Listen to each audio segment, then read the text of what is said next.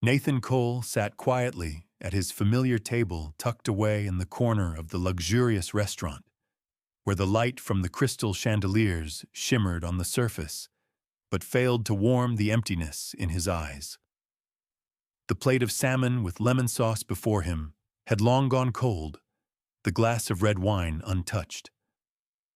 A man once respected throughout the tech world for his persuasive power and vision now sat motionless amid the lively clamor, as isolated as a lonely island.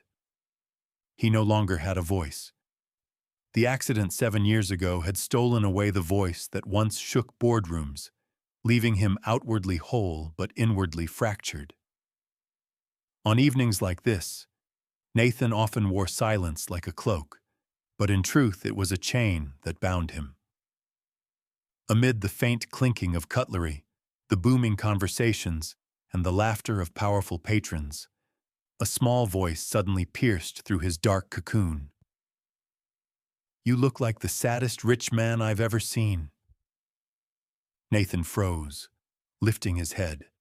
In front of him stood a little girl of about 6, with bright brown skin, neatly braided hair, and a blue dress slightly too big for her thin frame. Her black eyes shone with an unusual clarity, brimming with honesty and innocence rare in a child. A few diners turned to look, some annoyed, some whispering, but the girl seemed unfazed. Nathan pressed his lips together. Old habit made him raise his hand to sign, "What did you say?" Then he stopped. He pulled a small notebook from his pocket and wrote in neat strokes. "Are you talking to me?" The girl read it and nodded. "Yes, you really do look sad. My mom says people who eat alone for too long get the smell of silence stuck to them." Nathan almost laughed, but only the corner of his mouth twitched before fading. He signed, "Go on, I'm eating." "Did you just shoo me away?" The girl widened her eyes. "That's not polite at all." A waiter rushed over, bowing and whispering, "Lila, don't bother the guests. I'm sorry, Mr. Cole." But Nathan lifted his hand, shook his head, and wrote another line. "Let her talk. At least today someone is honest with me." The waiter froze, then stepped back. Lila, the name just spoken, immediately plopped herself onto the chair across from Nathan, as if it belonged to her. She grabbed a breadstick and munched noisily. "I'm Lila, 6.5. My mom works here. She once lost her voice after a surgery, so I know a little sign language." Nathan glanced toward the kitchen door. A woman in her early 30s dressed in a crisp uniform, her face pretty but tense. Her brown eyes glimmered with worry and instinctive protectiveness. He guessed she was the girl's mother, Monica Washington. "People who don't talk much usually listen well," Lila continued, twisting her napkin as she spoke. "You look like you have a lot to say, but no one asks." Nathan wrote, "You talk too much for someone who likes quiet." "True, Mom says that too." The girl grinned. Her laughter made Nathan feel a strange echo inside, like an old piano string that suddenly trembled with sound again. Lila leaned in and whispered, "I know you. You're the man who made that app everyone yells into. But now you don't yell, because you don't have a voice. Isn't that right?" Nathan's hand froze on the page. He wrote slowly, his strokes trembling. "Car accident. Lost it forever." Lila was silent for a few seconds, then said softly, "That's sad. Maybe that's why you always look grumpy. It's okay. Just like my grandpa. His face looks mean, but inside he loves me very much." The innocent words struck Nathan before he could hide his reaction. He turned away, but his heart pounded faster. When Monica hurried over and grabbed her daughter's hand, her eyes sharp with caution, Nathan stood and wrote quickly, "The girl is not disturbing me. Let her finish the bread." Monica blinked, then reluctantly nodded. Her eyes still held suspicion, but also a touch of helplessness. Lila chewed the last bite, stood up, and waved. "If you're still here next week, I'll bring my sketchbook. I'll draw you a picture with a smile because your face is way too sad." Then she skipped off after her mother, leaving behind crumbs on the table and something Nathan thought he had long lost, a faint glimmer of hope. He sat back down, pen in hand, and wrote on a page left blank for years. "This might be my first conversation in 7 years." And it wasn't bad. A week passed, yet the memory of that evening clung to Nathan.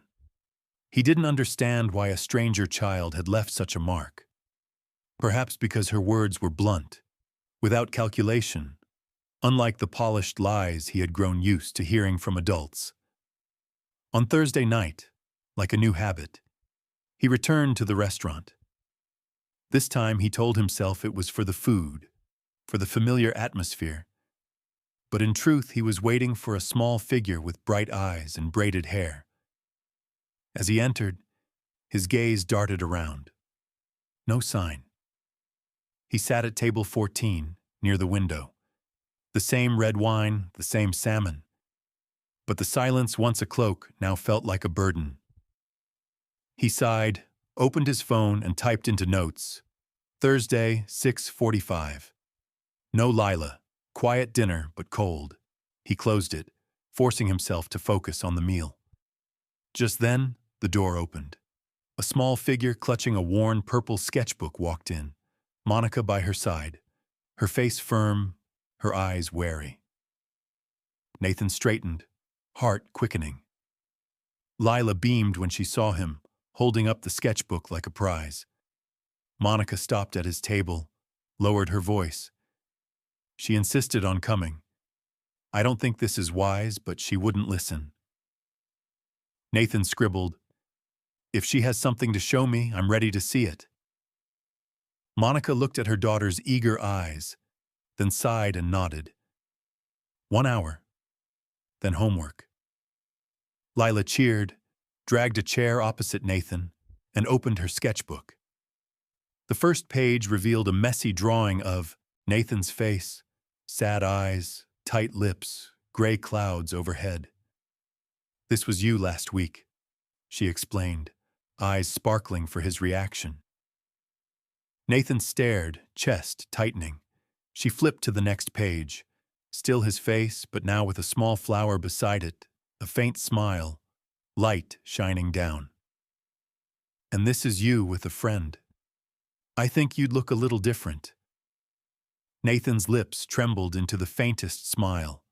He wrote, "You're a good artist." "I know," Lila replied matter-of-factly, making Monica chuckle despite herself. "I'll be a psychologist, but with drawings. I draw to heal people." Nathan typed on his phone and showed her. "You already are a therapist." Lila tilted her head, puzzled, until Monica gently explained, "It means you're helping people without even knowing it." For a fleeting moment, Nathan and Monica's eyes met. No longer sharp hostility, but a quiet, unexpected softness. Then Monica quickly looked away, arms folded as if rebuilding her wall. That dinner passed in unusual warmth. Nathan typed on his phone or wrote brief notes, while Lila chattered, drawing and laughing. Monica stood nearby, her gaze mixing vigilance and emotion. When the hour ended, the girl pouted for 5 more minutes, but Monica refused. Nathan quickly scribbled, handing it to Lila. "Bring more drawings next week. I want to see them."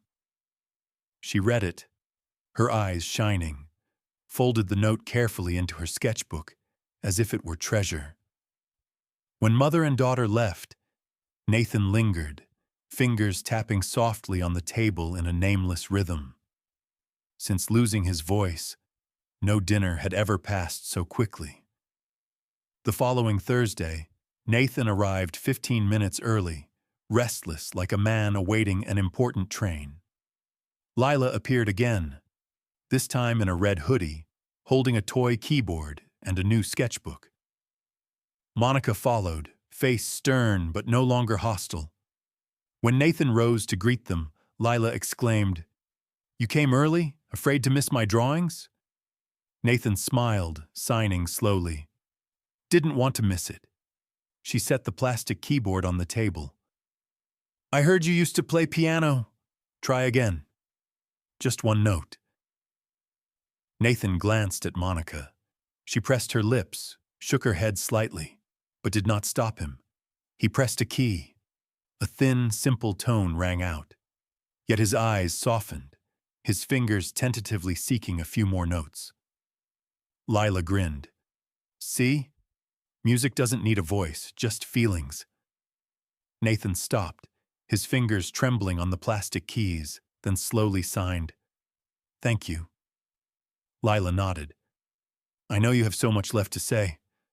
I'll draw more, so you'll see you're not alone." That night, returning to his vast but cold apartment, Nathan didn't open his computer for the usual reports. Instead, he pinned Lila's drawing to the fridge door, amid dry financial charts. The colorful paper looked out of place, but that was what lit up the room. He stood there a long while, glass in hand, whispering into the thick silence, "Maybe I don't want to be alone anymore." From the evening with the toy keyboard, everything seemed to change. Thursday was no longer a meaningless, repetitive day, but became a strange rhythm of anticipation on Nathan's calendar. He began to clear away evening meetings with the executive board, citing personal matters, something he had never done before.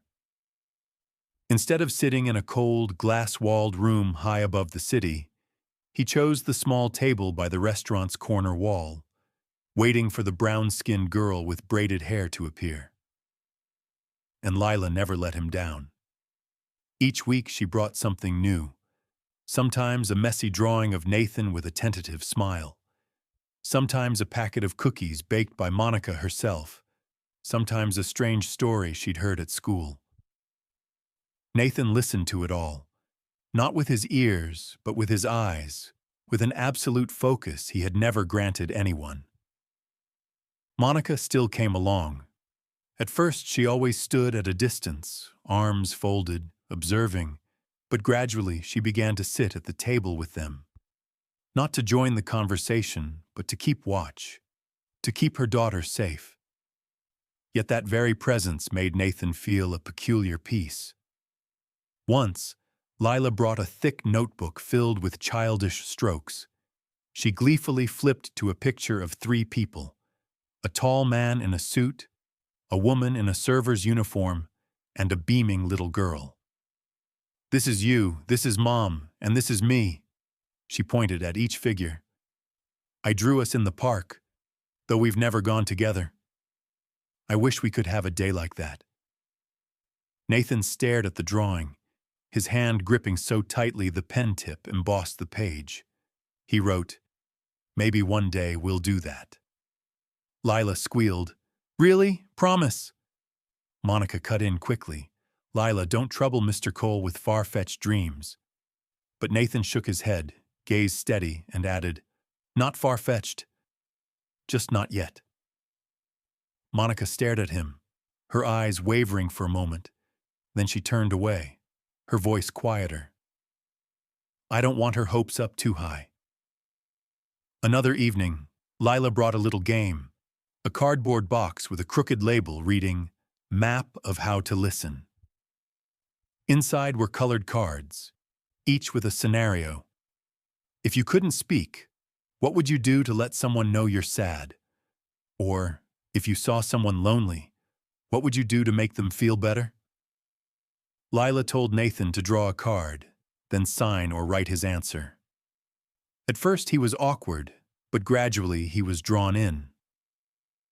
When he drew the card, "If you wanted someone to stay by your side but couldn't speak, what would you do?" Nathan paused for a long time. He looked over at Monica, then wrote, "I wouldn't leave. I would be present until they realized it." Lila nodded like a stern judge, then declared, "You score high. You listen better than most people." Monica sat still, but Nathan noticed her hand trembling slightly on the table. As time passed, the change in Nathan showed not only in the softening of his eyes, but in the way he lived. His personal assistant was surprised to see evening meetings erased en masse from the calendar.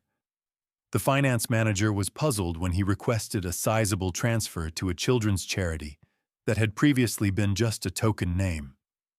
But Nathan knew every decision traced back to those small evenings where a child taught him. Silence was not an ending, but the beginning of another way to listen. One evening, Lila brought the toy keyboard again and set it in his hands.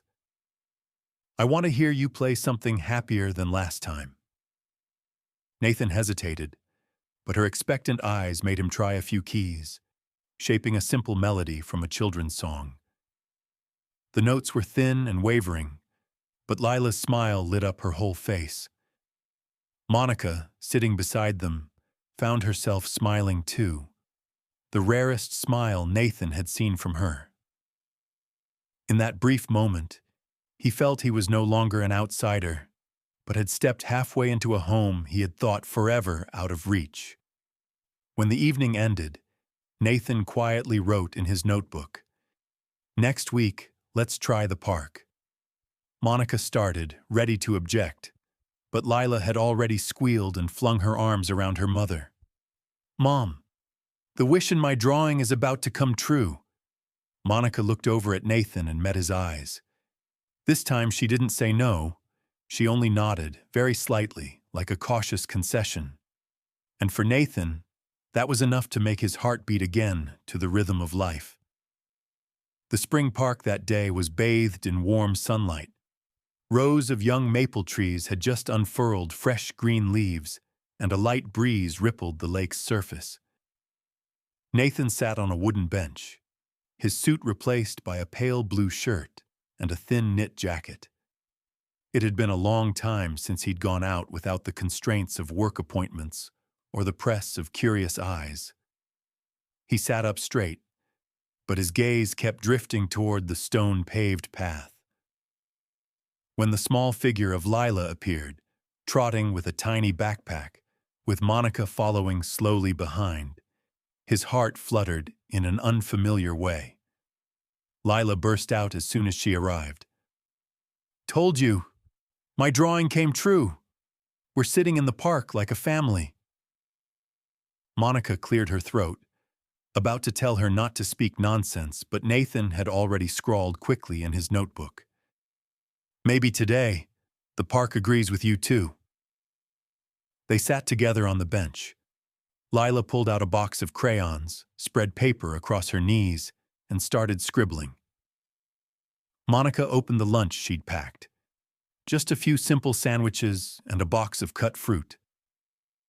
Nathan took the share she handed him and nodded his thanks.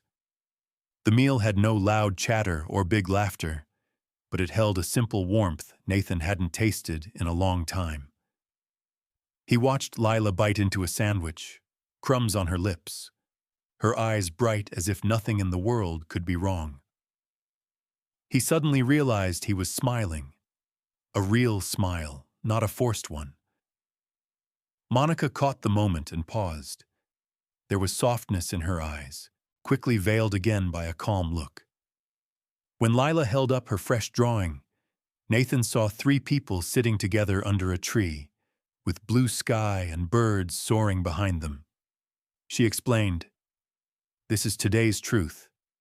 I think if I draw the truth, it will stay forever. It won't disappear."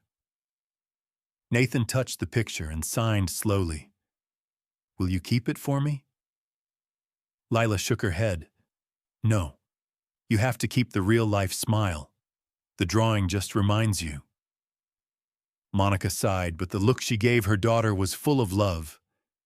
After the park, their weekly meetings became indispensable.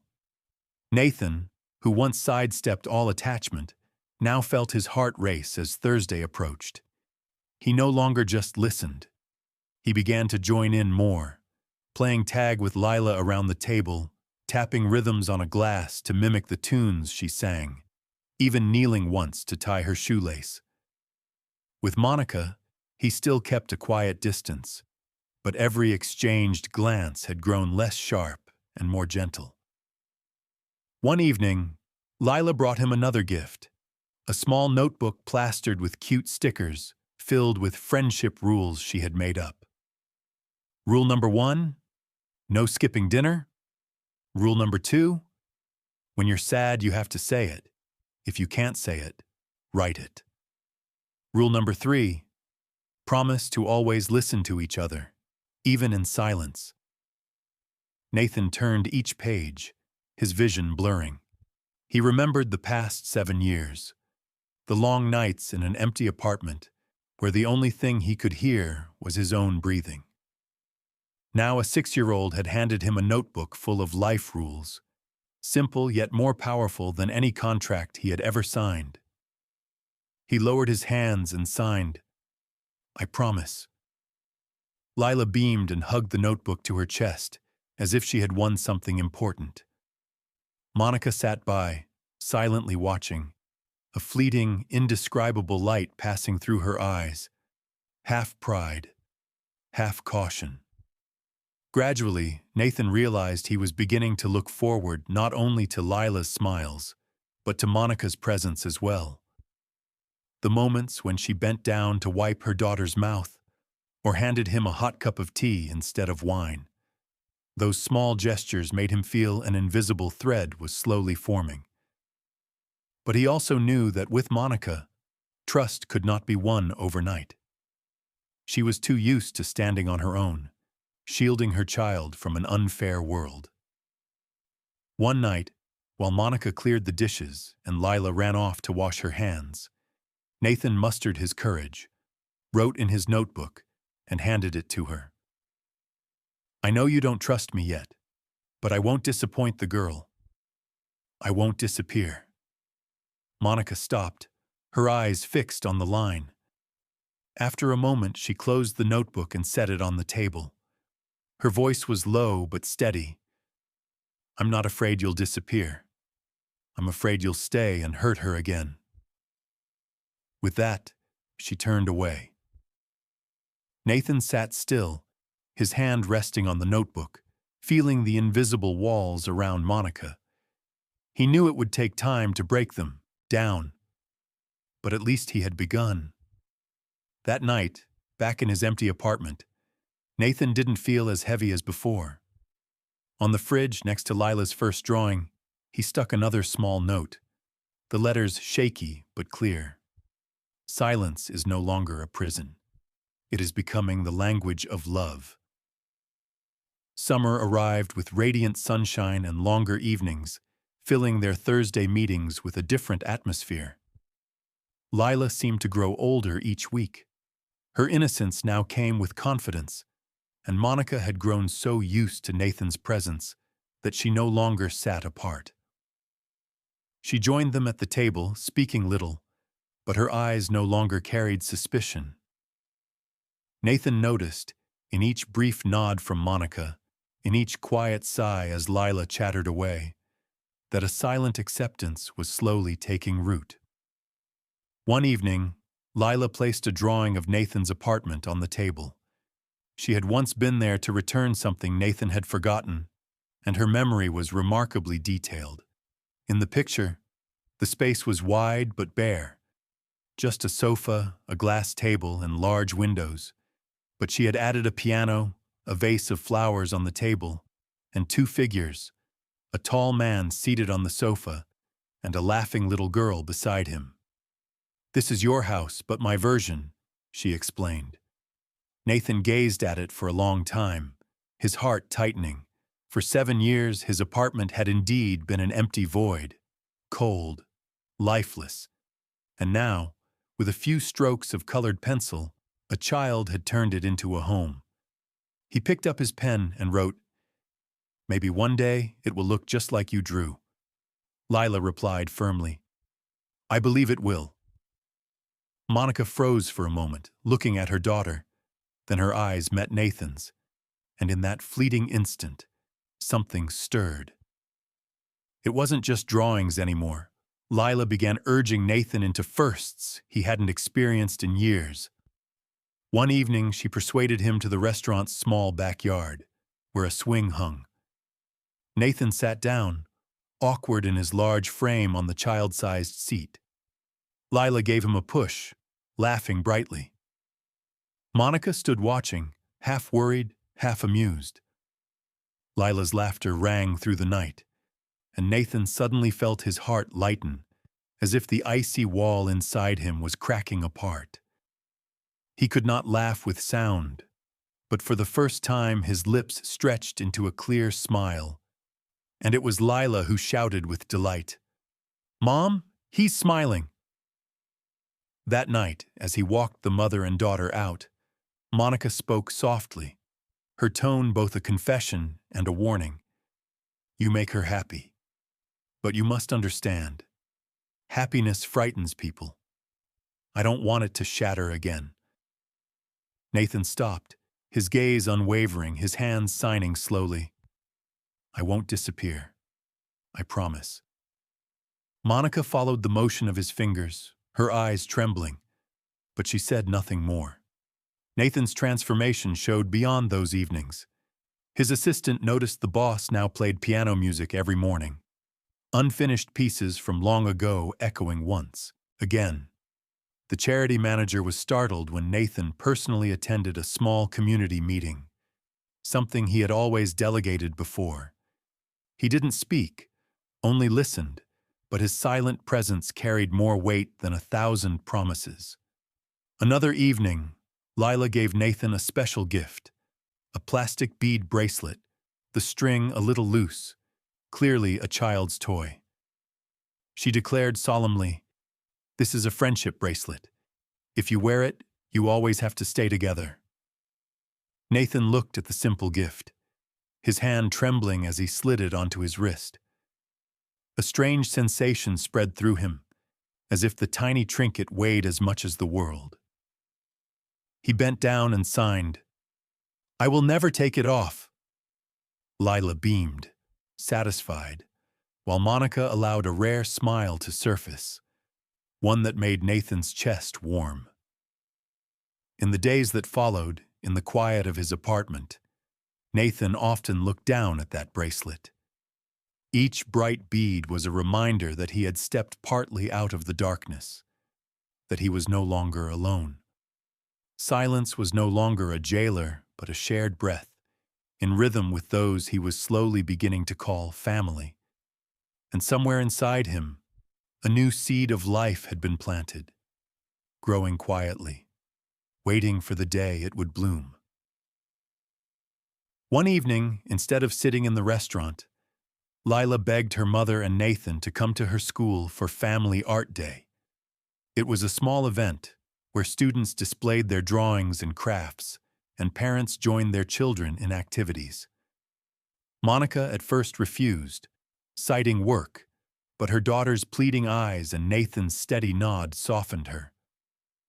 "Just this once," she emphasized, as if reminding herself. The elementary school hall buzzed with noise, full of laughter and shouts. Nathan stood in the crowd, unease slipping into every step. He was used to elite events where people respected or feared him. Here, there were only ordinary parents, plastic tables covered with white paper, jars of smeared watercolors. Yet when Lila gripped his hand tightly and pulled him through the exhibits, he realized he had never seen anything so real, so warm. She led him to a large drawing table and handed him a colored marker. "Draw. It doesn't have to be pretty. Just draw with me." Nathan hesitated, glancing at Monica, who gave a small nod of encouragement. He picked up the pen, his strokes uncertain at first, until Lila placed her tiny hand over his, guiding a curve. Their hands were so different in size, yet in that moment, they moved as one. When the picture was finished, clumsy as it was, it showed 3 people standing together under the sun. Lila held it up high, shouting to her friends, "This is my family." Monica flushed, about to intervene, but the children's joyful cheers stopped her. Nathan stared at the drawing, his vision blurred, his heart flooding with a feeling he had never dared to name. Hope. That night at home, Nathan sat for a long time before his real piano, long covered in dust. His hands hovered over the keys, trembling as if touching an old wound. Yet in his mind echoed Lila's laughter and Monica's cautious but sincere words. He pressed one key. The sound was rough, lonely, but it no longer frightened him. Slowly, he played a few chords, music flowing gently through the empty apartment. 7 years of silence melted away in minutes. For the first time, he did not feel lost in his own space. The next day, Nathan brought an old sheet music book to Lila. He set it on the table and signed, "Do you want to learn?" Her eyes lit up. "I do. I'll learn so I can play with you." Monica looked worried at first. "You're too young, and you already have so much schoolwork." But seeing her daughter's radiant eyes, she softened. "All right, but only if you promise not to neglect your studies."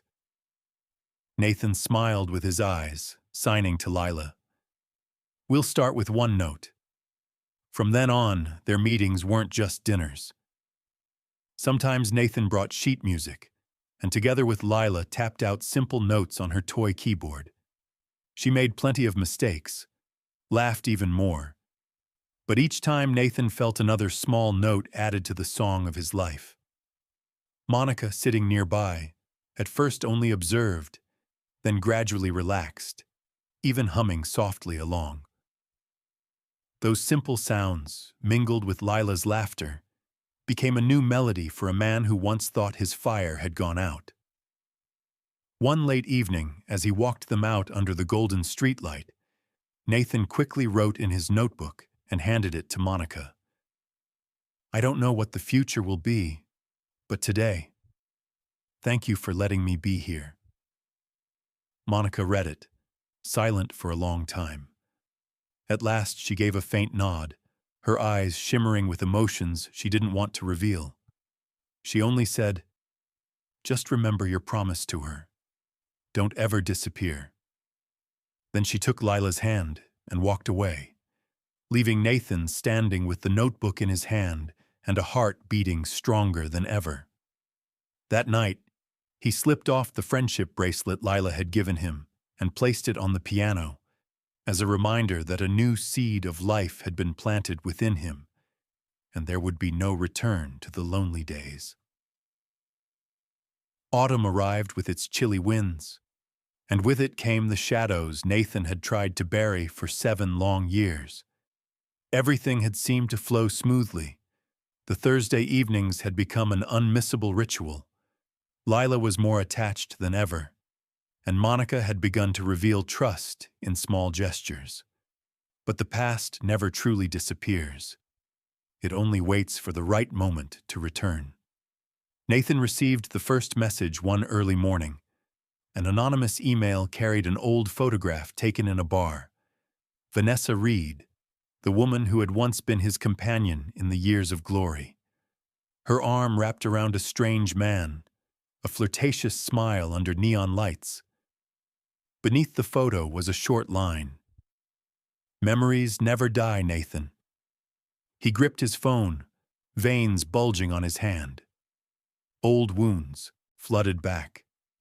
The nights he lay in the hospital, his voice gone, while Vanessa was nowhere to be found. He had discovered photos like these before.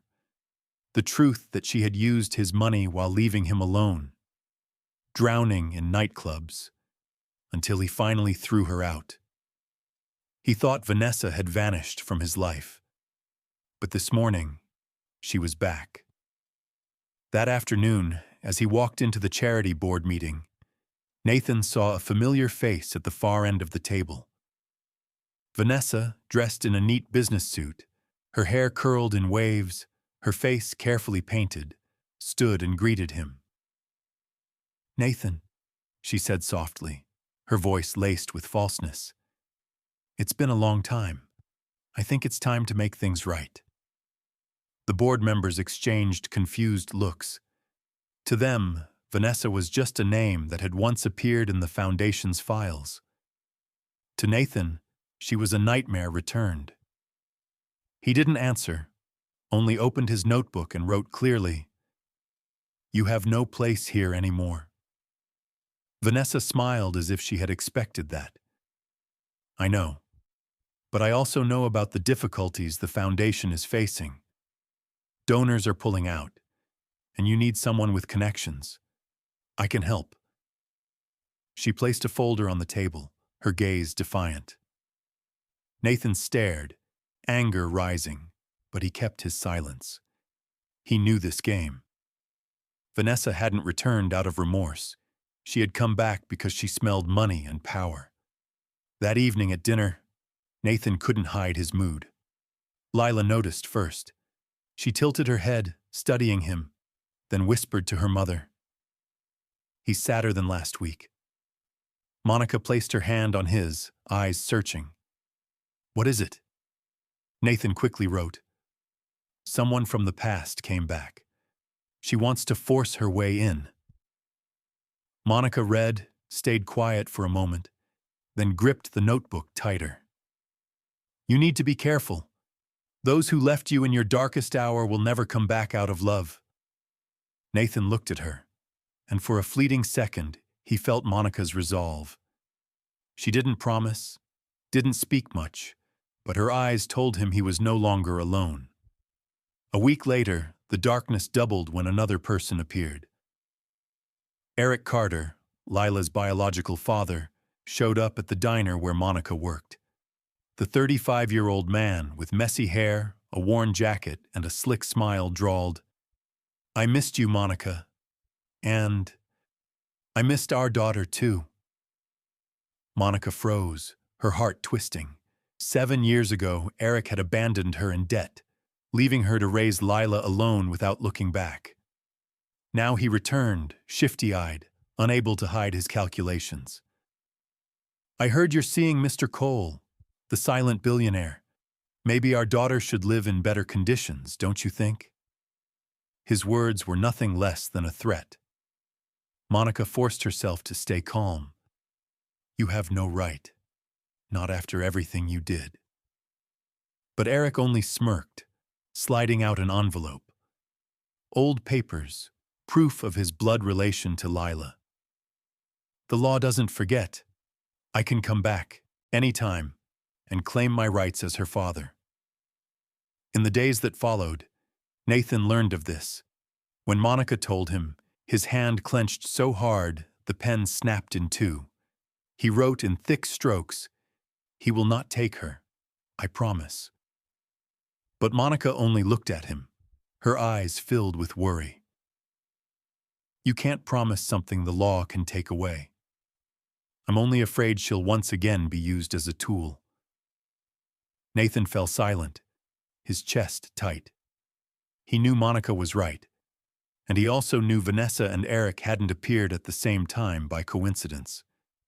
A dark thread had been spun, and he was about to face the greatest battle since the day he lost his voice. What Monica feared quickly became reality.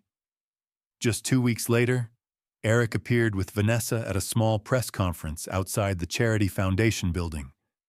Before the media cameras, Eric wore an old suit carefully pressed, his face feigning solemnity. "I am the biological father of Lila Washington," he declared confidently. "And I have the responsibility to reclaim my daughter's rights. I cannot allow a disabled man like Nathan Cole to take the place of a real father."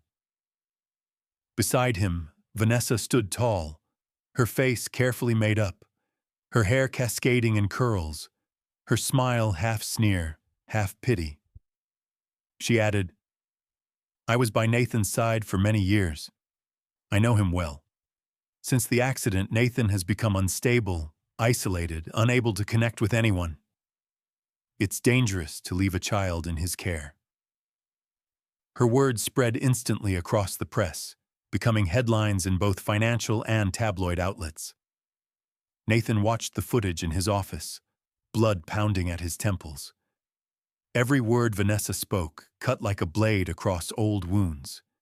He remembered vividly the days she abandoned him, left him in darkness, only to return now, casually denying everything he had struggled to rebuild. Monica sat beside him, her face pale. "They've joined forces," she whispered. "Vanessa wants to destroy you. Eric wants money, and they've chosen Lila as the hostage." Days later, the legal papers arrived. Eric had officially filed for custody. The media tore into Monica's private life, painting her as a single mother unfit to raise a child, while Nathan was described as a silent, soulless billionaire, incapable of fatherhood. News of the charity foundation was dragged into the storm as well, donors shaken, some withdrawing. The entire structure Nathan had built with such effort threatened to collapse in weeks. One late night, Nathan sat alone at the piano, his trembling hands on the keys. He wanted to pour out rage, to find a way to fight back, but no sound came except broken notes. The door opened, and Monica stepped in. She looked at him for a long time before speaking softly. "You're not the only one afraid of losing her. I am too. But if you give up, if you let the darkness swallow you, then we truly lose." Nathan lifted his head, his eyes bloodshot. He could not speak, only slammed the keys in a violent chord, like a scream without sound. Monica stepped closer, placed her hand on his shoulder, her voice firm. "Lila needs you. I need you strong too. Don't let Vanessa and Eric decide what our family is." The first hearing took place in a small courtroom, thick with tension. Eric sat at the plaintiff's table, Vanessa behind him, her gaze cold. Monica sat beside Nathan, her hand gripping their daughters tightly. Lila looked around, her eyes confused but steady when they met Nathan's. He placed his small notebook before her, writing, "I'm here. Always." She nodded, clutching it. Eric's lawyer launched into his argument. "My client is the biological father with DNA proof.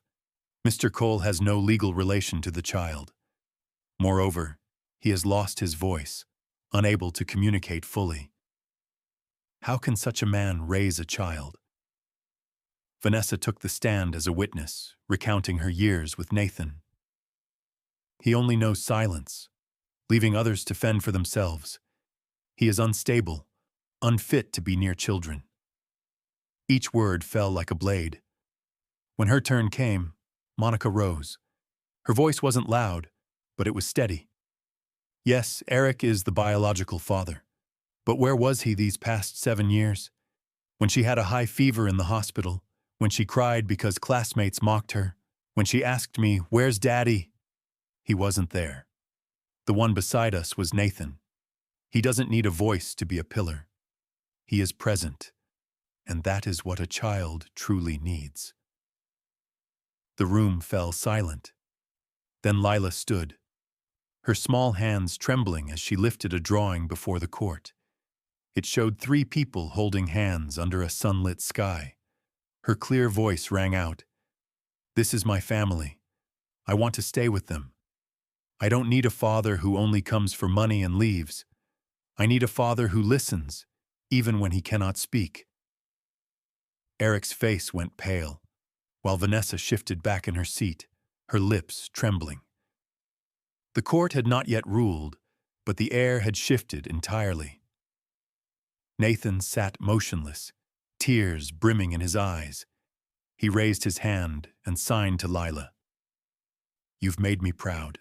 In the days following the first hearing, public opinion erupted into a furious storm. The media dug into every detail of Nathan's past. The horrific accident, his disappearance from the tech world, the charity foundation's previous financial troubles. Articles branded him with cold labels: the silent billionaire, the man without a voice, unfit to be a father. Each headline pierced deeper into wounds he thought had already healed. Meanwhile, Vanessa continued her underhanded moves. She spread half-true, half-false stories about her time with Nathan, claiming he had lost control, smashed things, that he was mentally unfit to care for a child.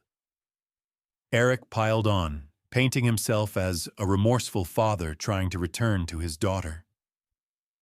Hungry for sensational stories, the press swallowed it all. Several major donors called the charity's board, voicing concern about its reputation. Within 2 weeks, donations plummeted, community projects stalled. The foundation's mission, where Nathan had poured his heart to give vulnerable children a place of refuge, was now obscured by doubt and scandal. Nathan sat in his office, the light from tall windows falling on his tense face. In front of him lay blood-red financial reports, lines of withdrawal emails, unanswered calls. His hands trembled as he turned the pages, then slammed them shut. Rage boiled inside him, but he had no words to release it. He shot up from his chair, strode to the piano, and pounded the keys. The harsh chords reverberated through the apartment like the scream of a soul driven to the edge. The door opened. Monica stepped in, still wearing her apron, clearly just off her shift. She took in the scene, her chest tightening. Nathan sat at the piano, shoulders shaking, dissonant notes crashing into the air. Monica came closer, her hand resting on his shoulder, her voice gentle but firm. Don't let them win this way. They want you broken, want you to believe your silence is a weakness. But Lila doesn't believe that. She sees something different in you. Nathan turned, his eyes blazing, wet with tears. He scribbled furiously in his notebook, the strokes so forceful they nearly tore the page. I dragged you both into danger. I should never have entered your lives. Monica froze, then tightened her grip on his shoulder, her eyes fierce. The danger isn't from you. It's from selfish people who only think of themselves. You've made her happy, given her hope she's never had.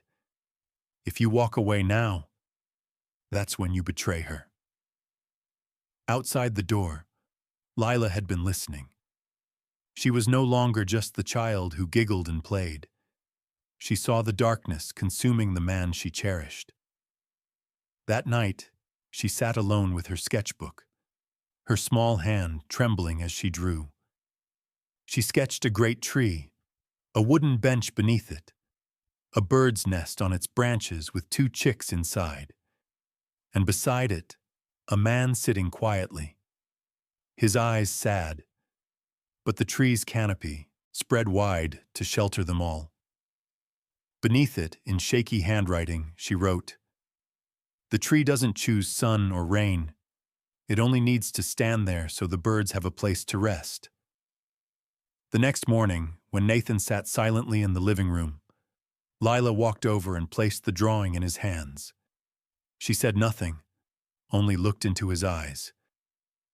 Nathan read the words, his hands trembling, tears streaming down his cheeks uncontrollably. He clutched the drawing, then turned to her and signed slowly, each motion quivering. "I will stand. I promise."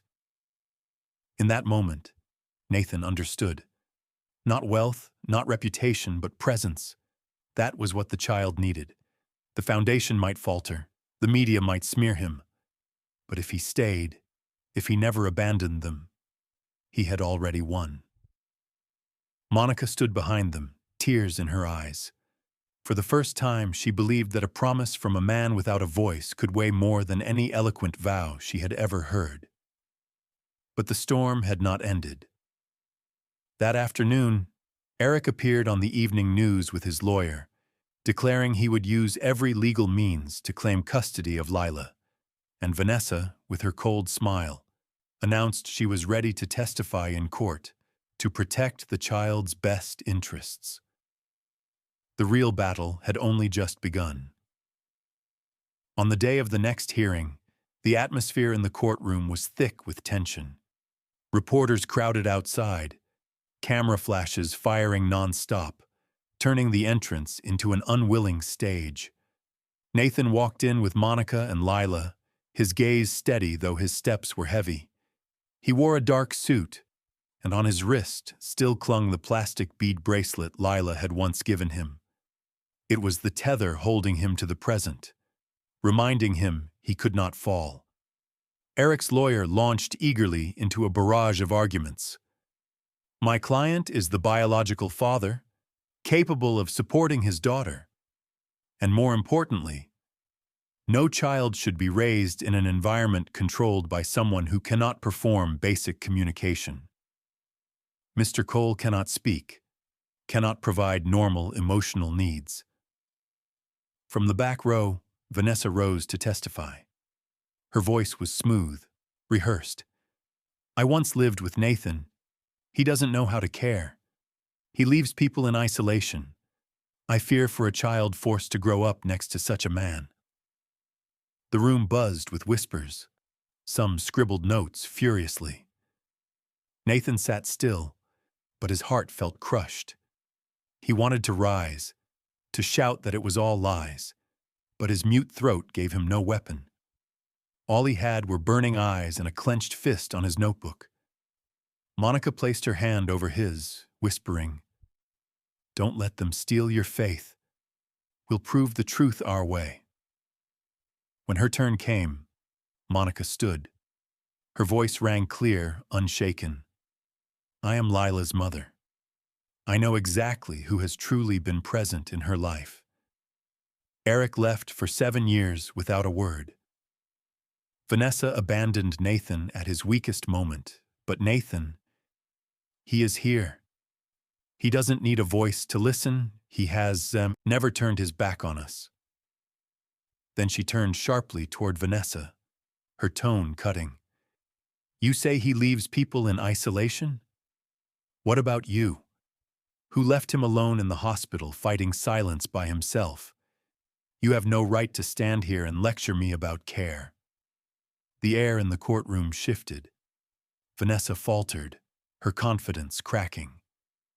Eric furrowed his brows, avoiding his daughter's gaze. Suddenly, Lila stepped forward. She clutched her sketchbook and spoke in a clear, trembling voice. I want to say something. The judge nodded. Lila opened the book, showing her newest drawing. A man sitting on a bench, a little girl beside him, a woman behind them, and above, a tree spreading wide branches. This is my family. This one is Mr. Nathan. He can't speak, but he listens to me more than anyone. I don't need a father who only comes for money. I need the one who stays. The room fell silent. A few people wiped away tears. The judge studied the picture for a long time, then nodded faintly. Eric bowed his head, his voice trembling for the first time. I didn't know she felt this way. I only thought of myself. Vanessa quickly cut in. Eric, don't soften. This is your chance. But Eric interrupted, his voice breaking. Shut up, Vanessa.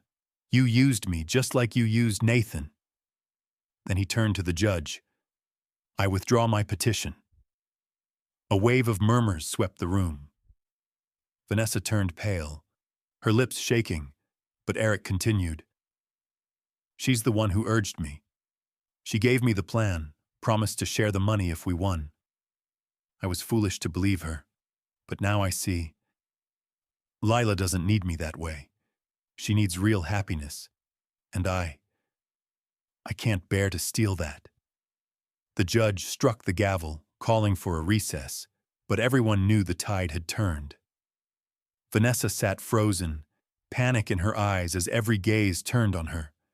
The mask she had clung to was stripped away. As the hearing ended, Nathan rose and walked to Eric. He didn't write, didn't sign. He simply extended his hand. Eric looked at it, hesitated, then lowered his head and clasped it lightly. His eyes were red. "I'm sorry," he whispered. "I was selfish, small-minded. Thank you for giving her what I never could." Nathan only nodded, his eyes deep but no longer angry. He knew that sometimes true remorse was the heaviest punishment of all. On the way home, Lila sat in her mother's lap, clutching her sketchbook tight. She whispered to Nathan, "Did we win?" Nathan smiled and signed, "We win when we're still together."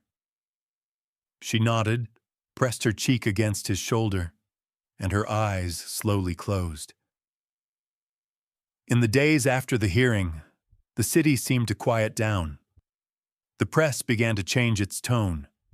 Instead of mocking headlines, they focused on the story of a little girl brave enough to stand in court and defend the man without a voice. The image of Lila holding up her family drawing spread across the media, going viral at breathtaking speed. People called it the drawing that spoke, because it had spoken on behalf of a silent man and a child yearning for love. Nathan read those articles with mixed feelings.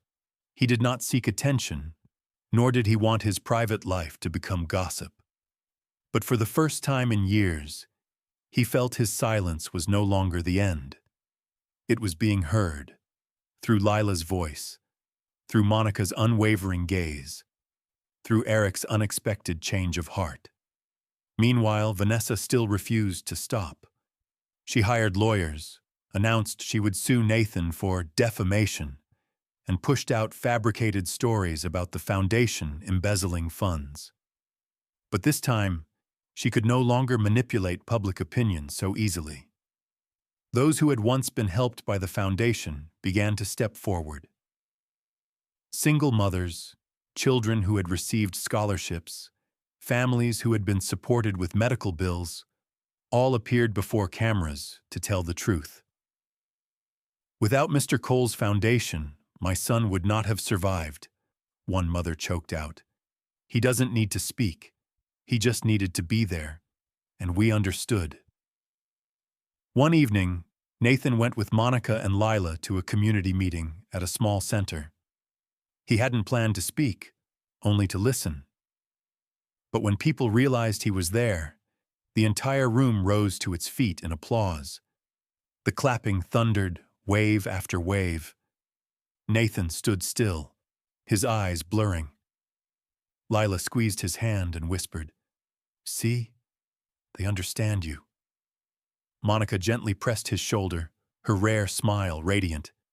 In that moment, Nathan felt it clearly.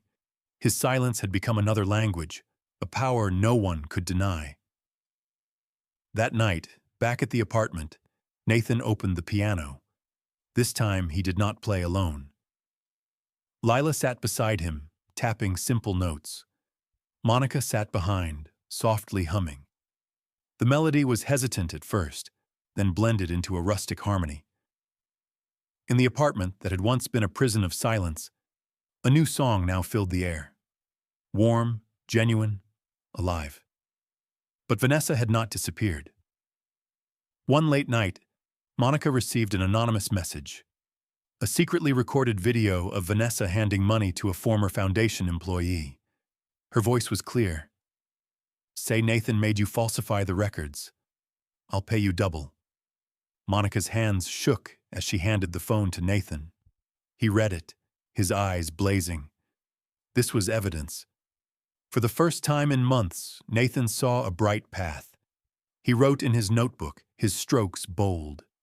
"We will not only defend, it's time to stand tall." Monica looked at him and nodded.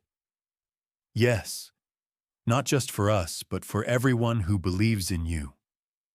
The next day, the video was delivered to the court and the press. Vanessa was officially summoned.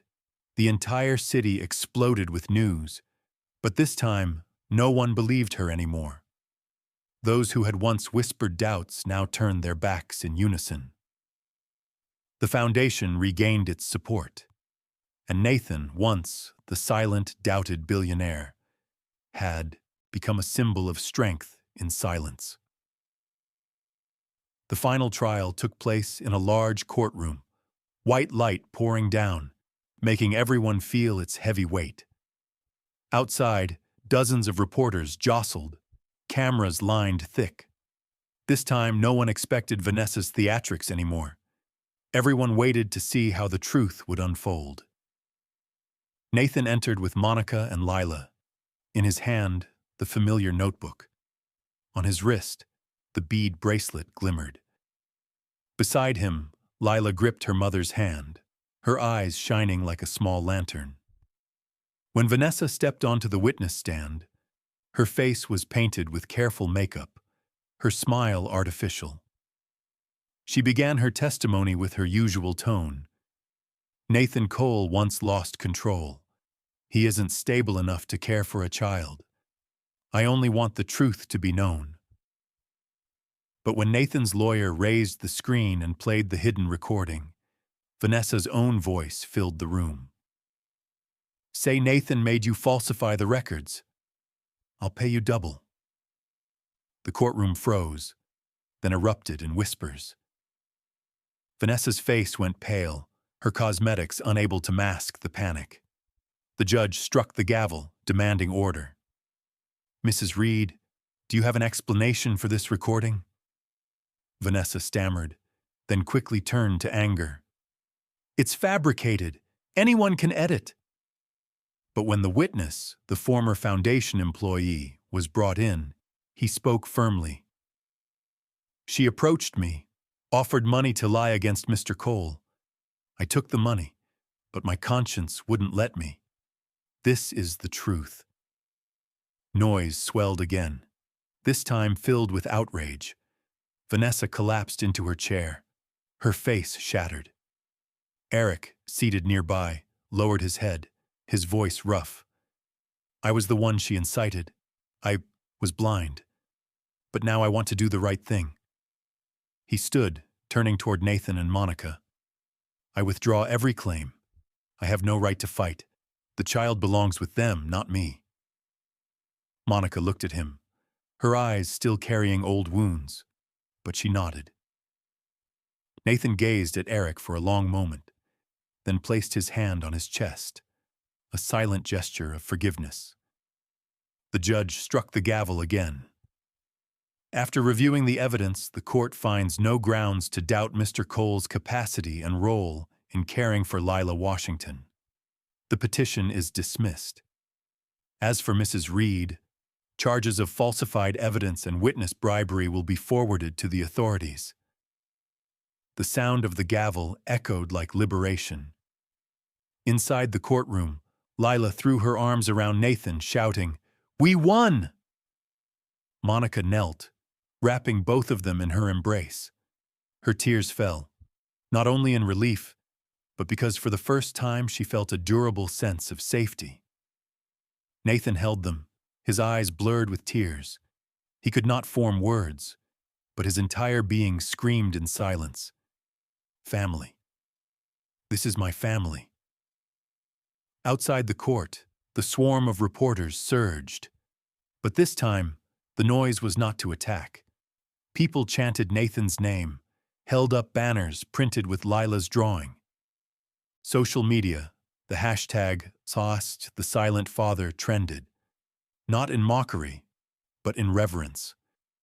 Stories from those once helped by the foundation spread everywhere, transforming Nathan from a symbol of failure into a beacon of hope. That evening, Nathan, Monica, and Lila returned to the apartment.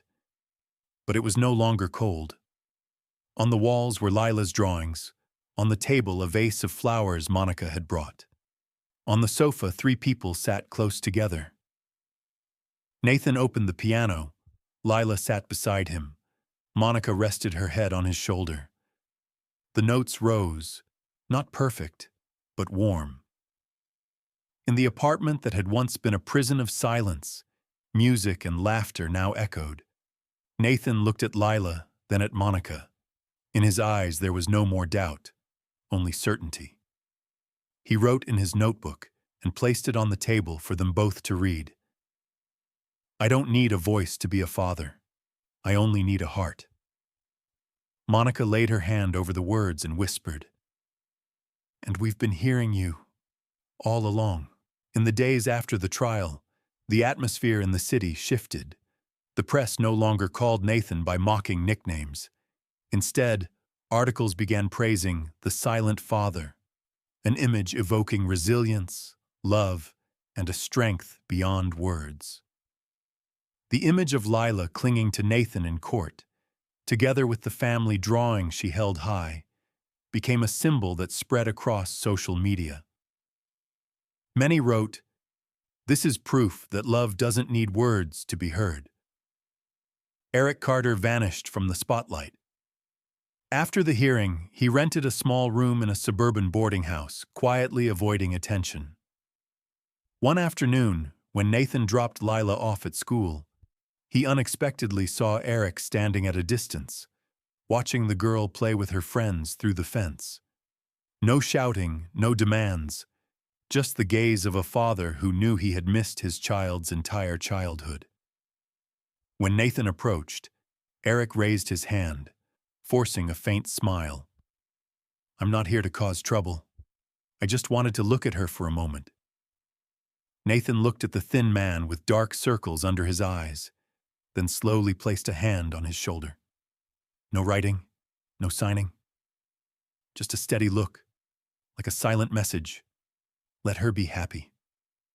Eric bowed his head, tears streaming down. "You're doing better than I ever did. Please keep going. I won't come back to ruin it again." For the first time in years, his words weren't about money, but about genuine regret. In contrast to Eric, Vanessa's downfall was public and humiliating. The video and witness testimony turned her into the target of outrage. The donors she once courted abandoned her en masse, and the media company where she had once worked severed ties. The press exposed her debauchery, nights lost in bars, hidden debts. One morning, a major newspaper published a photo of Vanessa leaving a law office, her face pale, her eyes frantic, stripped of the glow she once flaunted in boardrooms. The story of the ex who returned for revenge, quickly, became a cautionary tale of selfishness and greed unmasked. Monica read the news, folded the paper, her eyes still trembling slightly. She knew Vanessa's actions hadn't only targeted Nathan, but both mother and daughter too. Yet now, with the truth laid bare, Monica finally exhaled. She sat at the small kitchen table watching Nathan and Lila cutting paper crafts together. Afternoon light streamed through the window, bathing them in a golden warmth. She whispered, almost to herself, "We survived." Nathan heard, looked up. He didn't need a notebook or pen. He simply smiled faintly, then signed, "Not just survived. We're beginning." Monica touched his hand, rough and cold, but one that had never let go. Lila, not fully understanding, cheerfully held up the paper bird she had folded. "This is us, three flying together." That evening, Nathan sat alone at the piano. Slowly, he played a new piece, soft, yet strong. Not the sorrowful music of past years, but a melody of transformation. On the music stand, he placed Lila's drawing, the one with her scrawled words.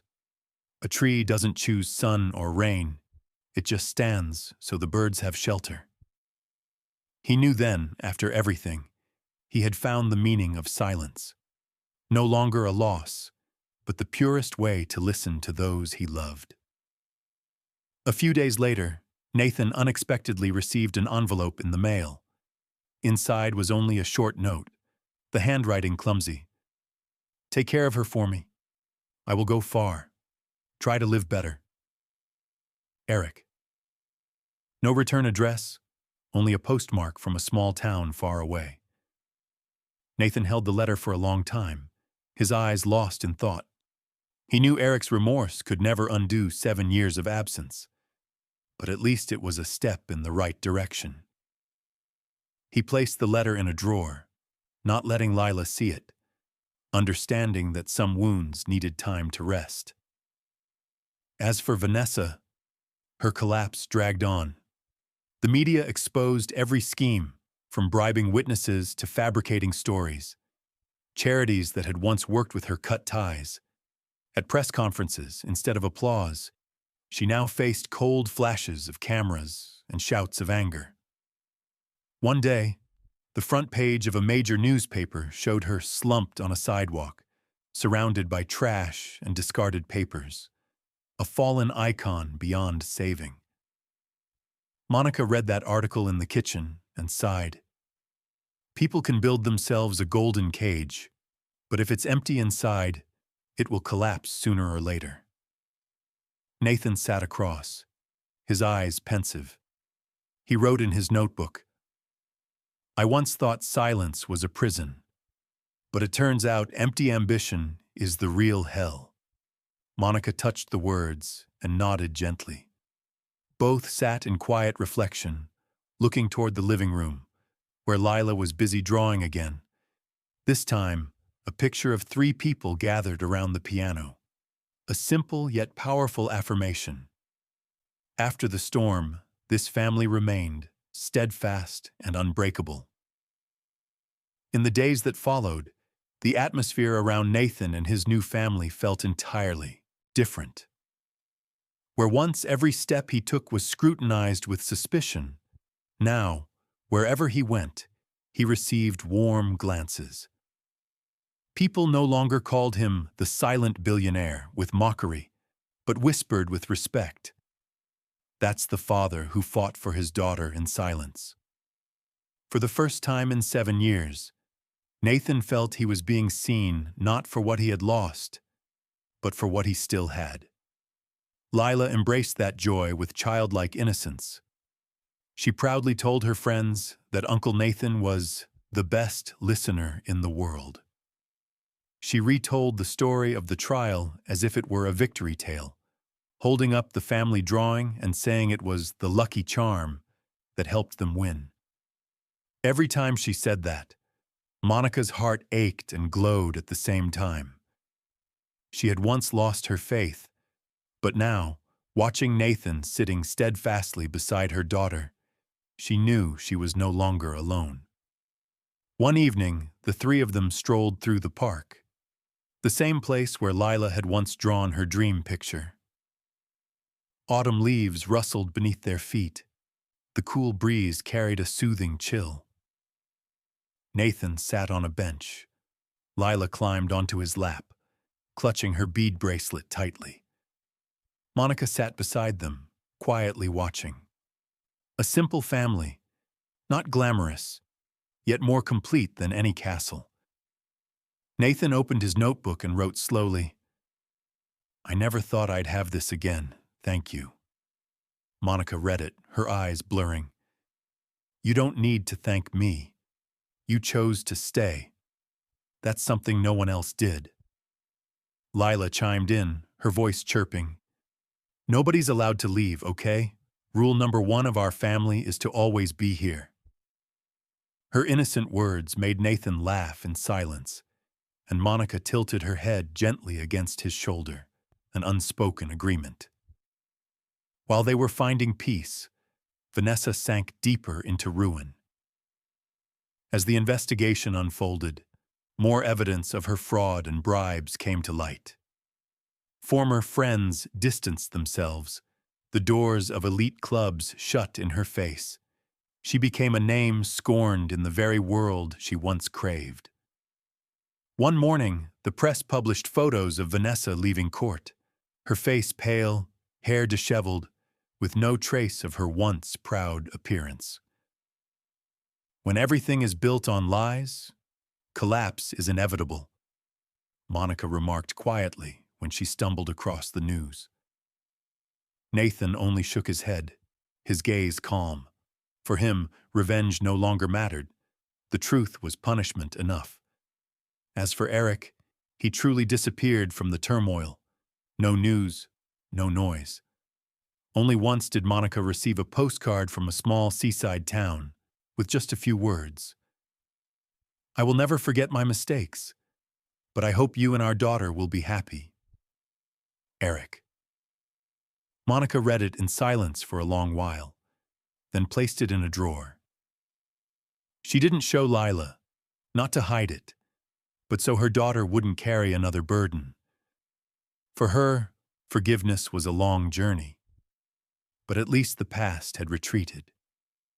That night, as moonlight streamed through the window, Nathan sat at the piano, Monica stood beside him, and Lila lay on the sofa, her eyes drooping with sleep. The melody he played was no longer mournful, but gentle, full of hope. Monica softly placed her hand on his shoulder and whispered, "You know, when I first met you, I was afraid your silence would swallow everything. But now, I realize that silence is the safest place I've ever known." Nathan stopped, turned toward her, his eyes shining.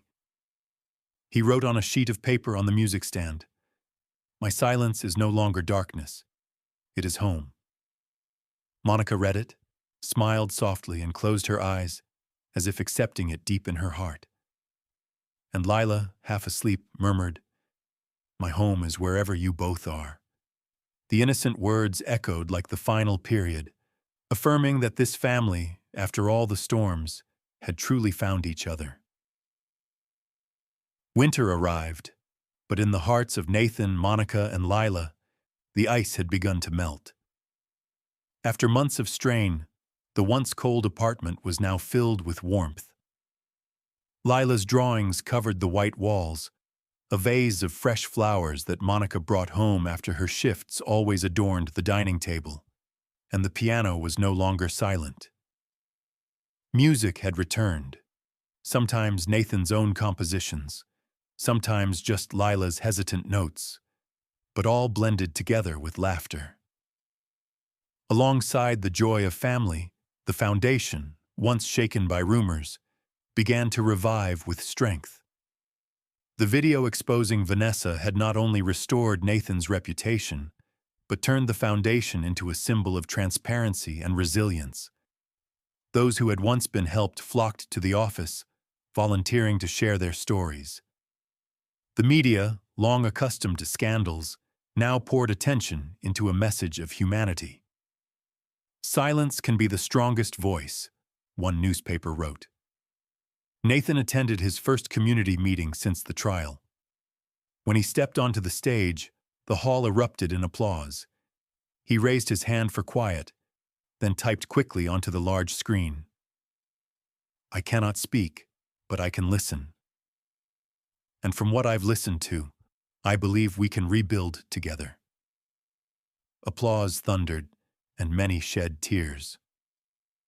Monica sat in the front row, her hand clasping her daughter's, pride swelling within her. In the months that followed, donations soared. The foundation relaunched programs that had once been halted: scholarships for poor children, medical expenses for urgent surgeries, community art classes. Nathan no longer hid behind a desk. He appeared directly at events, silent but steadfast, a pillar for others to lean on. One weekend, Nathan took Monica and Lila to an empty plot in the suburbs. He opened a design on his iPad, showing them plans for a community art center, a place where children could learn to draw, play music, and find comfort in creativity. At the center of the blueprint stood a great tree with a long bench beneath it. Monica read the words he had written below, "Where silence becomes melody." Lila clapped, her hands excitedly. "I'm going to hang all my drawings here." That night, as the three of them sat together on the sofa, Monica whispered, "You've turned your wounds into hope for others. That's something not everyone can do." Nathan looked at her, his eyes glowing. He picked up his notebook and wrote, "Not me alone. Us. Then he set the notebook down and gently squeezed her hand. Lila wriggled between them, wrapping her arms around both, giggling. Here's the new rule, we always go together, even when we build the art center.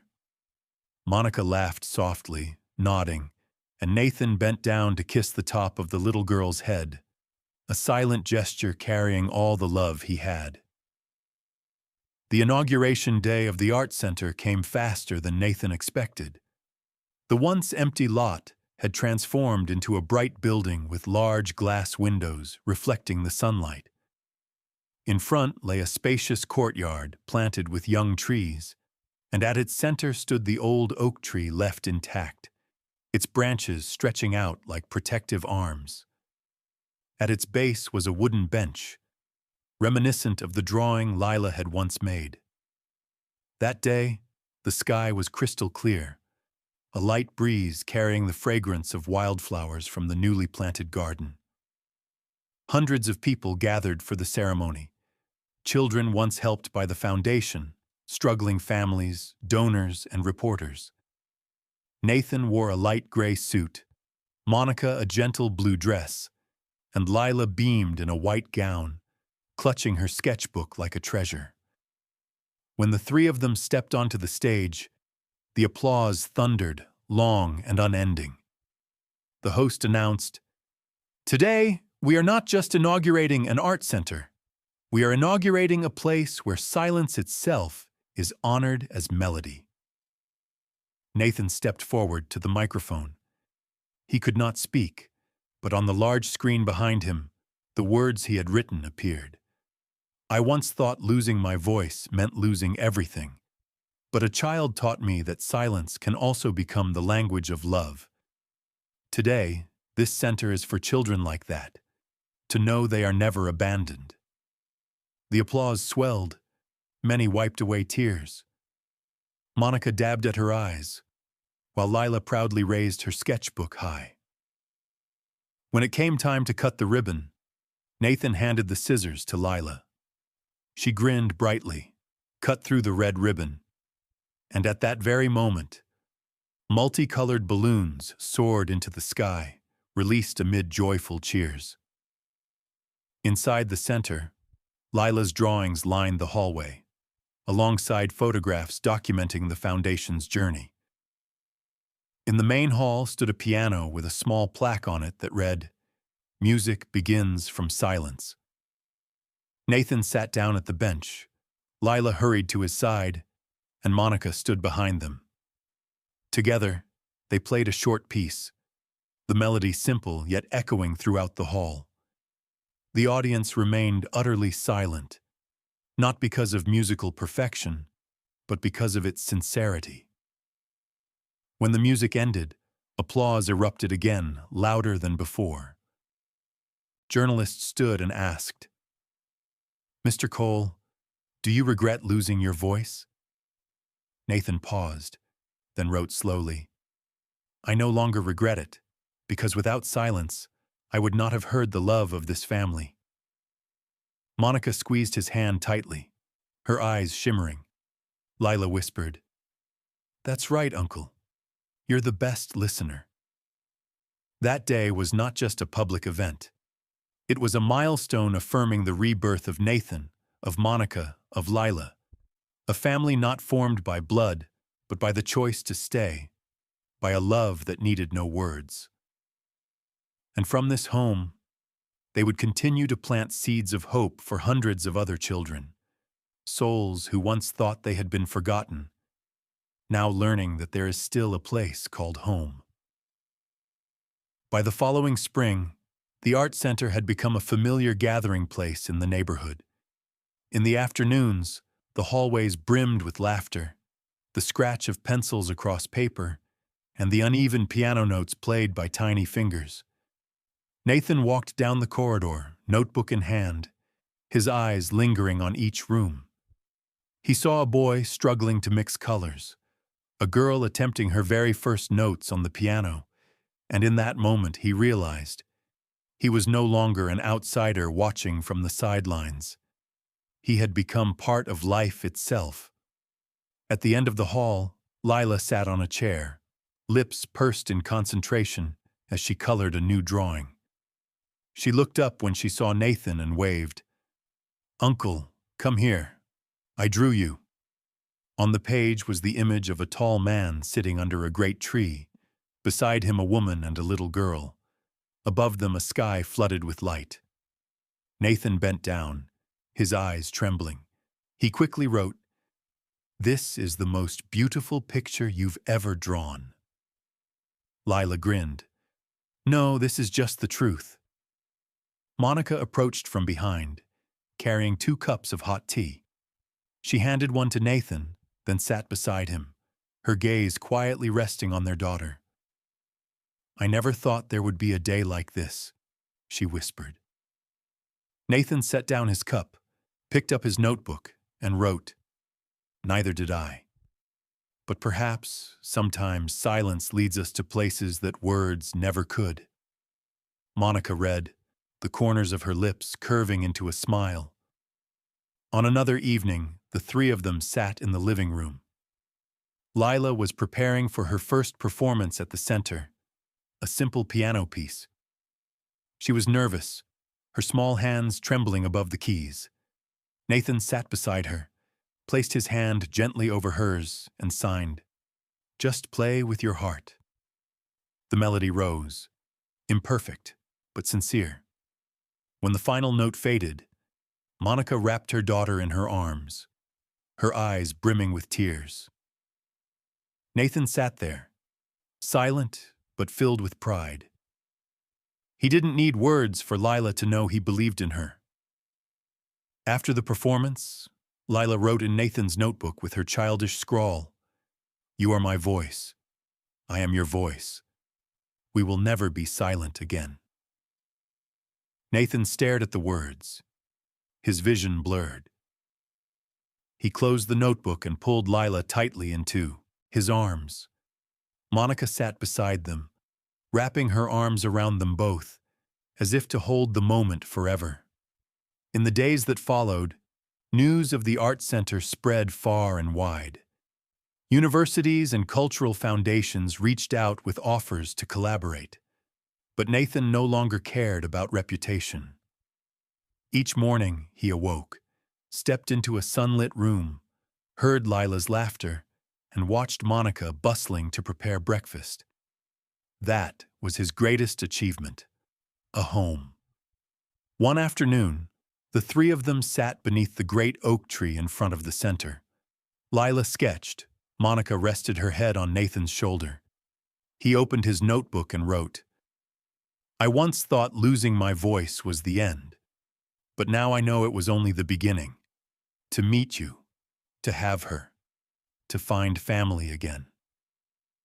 Monica read, her eyes glistening, and whispered, "We don't need many words.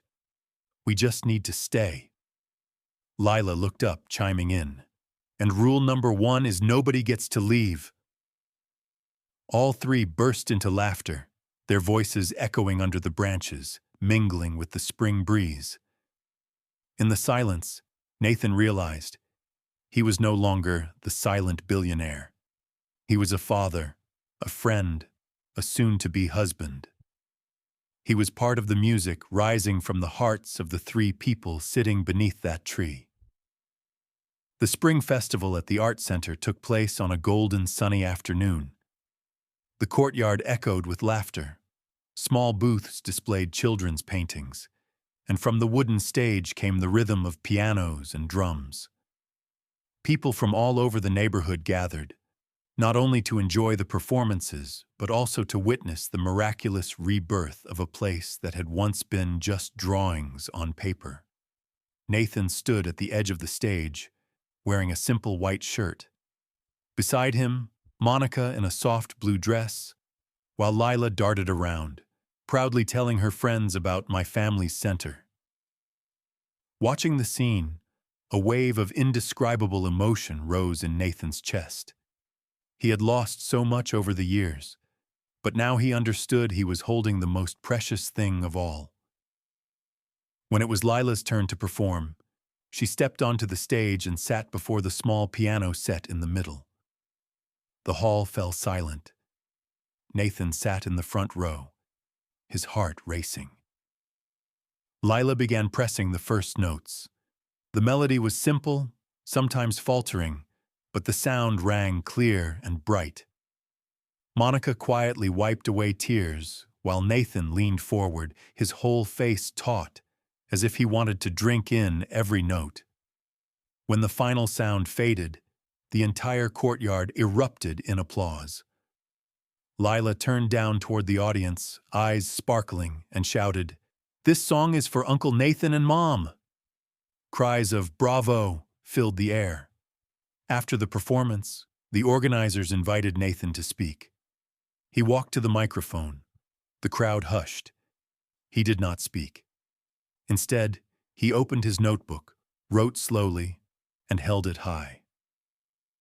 "I once lost my voice and thought I had lost everything, but a child showed me that silence can also become the language of love. Today, I cannot speak, but I know I am heard. By this family, by all of you. Thank you for believing." Applause thundered, unending, and many in the crowd wept. Monica stepped up, stood beside Nathan, and held his hand. Lila rushed in, wrapping her arms around them both. A photograph was taken at that very moment, the sunlight glowing behind them, the three embracing beneath the great tree in the courtyard. That photo would later hang in the main hall, a symbol reminding everyone that every miracle begins with love. That evening, the small apartment glowed with warm lights. Nathan sat at the piano, Monica beside him, while Lila leaned her head sleepily against his shoulder. He wrote in his notebook and placed it on the table. "Silence brought me to you and her. From now on, we will write our melody with our hearts." Monica read, smiled, and placed her hand over the words. "We are already a complete song." Lila yawned, whispering, "And that song will never end." Outside the window, the spring breeze carried the scent of new blossoms. Inside, the piano played, not a mournful tune, but a warm hymn that bridged the past and the future. Nathan closed his eyes, feeling it fully. For the first time in years, he truly belonged to a home. There are wounds that seem to lock the human heart forever, but love and presence can transform them into the beginning of a new journey. Nathan had lost his voice, but he found it again in Lila's laughter and Monica's gentle gaze. A family is not always bound by blood, but by those who choose to stay, no matter the storm. If this story touched you, remember, sometimes the most important thing you can give someone is not words, but presence, listening, and a sincere heart. Share that belief with a hug, a smile, a small act that lets someone know they are not alone. If you believe love can heal even the deepest silence, please like, subscribe, and share this video so the message can travel far. And don't forget to turn on the notification bell so you won't miss the next heartfelt stories, where together we remind each other that even in silence, compassion always resounds.